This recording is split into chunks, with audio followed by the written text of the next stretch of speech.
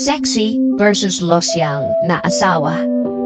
Maraming lalaki ang napapaisip kung bakit tila mas swerte ang iba sa magaganda, sexy, o mukhang model ang asawa.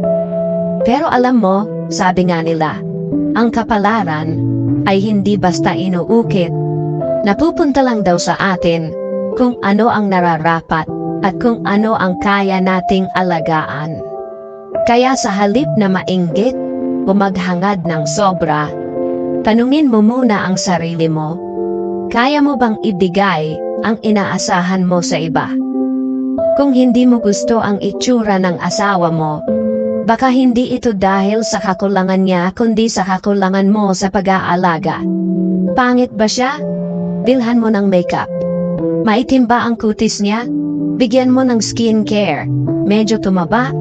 Tulungan mo siyang mag-diet o mag-exercise. Mukhang losyang? Siguro kailangan lang niya ng bagong damit o oras para magpaganda. Pero eto ang tanong, may pera ka bang pambili? O baka naman kaya siya nagkakaganyan dahil inuunan niyang pagkasyahin ang maliit na kita mo. Na minsan pa, binabawasan mo pa dahil sa bisyo o luho mo. Tandaan mo, hindi nagiging losyang ang isang babae ng basta-basta. Madalas, ginagawa niya yan dahil inuuna ka at ang pamilya ninyo. Kaya bago ka magreklamo o maghanap ng iba, tignan mo muna kung nagawa mo ng mahalin at alagaan ang asawa mo ng buo. Kasi kung hindi, ang totoo niyan, hindi siya ang may problema. Ikaw